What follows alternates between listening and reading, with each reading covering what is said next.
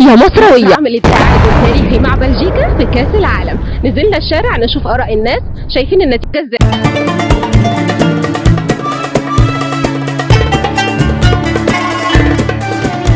نتعرف بيك؟ عبد الرحمن. احمد هشام. ليكم في الكورة؟ اه طيب لو الحكم ادالك صفارة هتطرد مين من أصحابك؟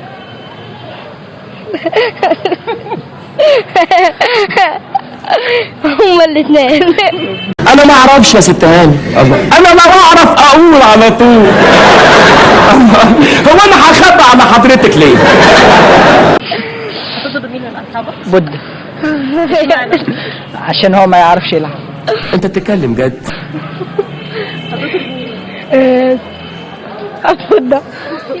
عرف بيك؟ محمد اشرف. محمد عمر. ليكم في الكورة؟ اه. حضرتوا الماتش بتاع مصر وبلجيكا؟ اه ايه رأيك منتخب مصر؟ لا ماتش كويس الصراحه. شايفين ان في فرص ضيعناها ولا اللعب كان كويس؟ في فرص ضيعناها بس يعني برضو كان في لعبنا كان كويس، يعني قدام بلجيكا كان لعبنا كويس. محمد هاني طبعا ما خلاش دوكو يعدي حتى في جيبه يعني. نفسك تبقى زي مين في منتخب مصر؟ عمر الموسى. امام عاشور. لو الحكم ادالك صفارة تطرد مين من اصحابك؟ محمد. هعطيه برضه محمد. طيب لو تشجيع المنتخب، لو المنتخب كان مادة دراسية كنت هتنجح فيها ولا تشيلها؟ عامل ايه؟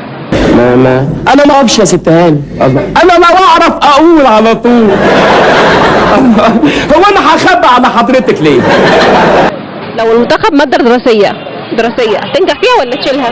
هنجح فيه هنجح فيها اكيد يعني. توقعكم ايه للمباراة الجاية؟ ان شاء الله 3-1 لمصر. كم؟ 3-1 لمصر. 2-0. 2-0. اتعرف بيك؟ مصطفى احمد. محمد عادل. حضرتوا ماتش مصر وبلجيكا؟ ايوه ايه رأيكم في الماتش؟ كان ماتش كان كويس. كويس. الله اكبر عليك! ايه الحلاوه دي؟ ايه الحلاوه دي؟ نفسك تبقى مين من اللعيبة في المنتخب؟ عمر مرموش. محمد صلاح. ليه؟ احسن لاعب في منتخب مصر. حاسس ان اللاعب اجتهد يوصل لحاجه كويسه في الماتش. شايفين ان اللعب كان كويس ولا في فرص ضيعناها؟ لا كان في كرات ضيعناها بس كنا ضاغطين على بلجيكا جامد. توقعاتكم ايه في المباراة الجاية؟ هنفوز ان شاء الله. 6-0 لمصر. ان شاء الله.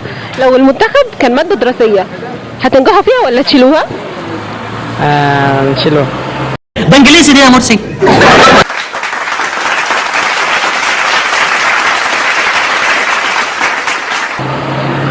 لا هننجح فيها طبعا. نفسك تبقى زي مين في المنتخب؟ طيب شكرا. مهما كانت النتيجة المكسب الحقيقي هو وقفتنا ورا منتخبنا.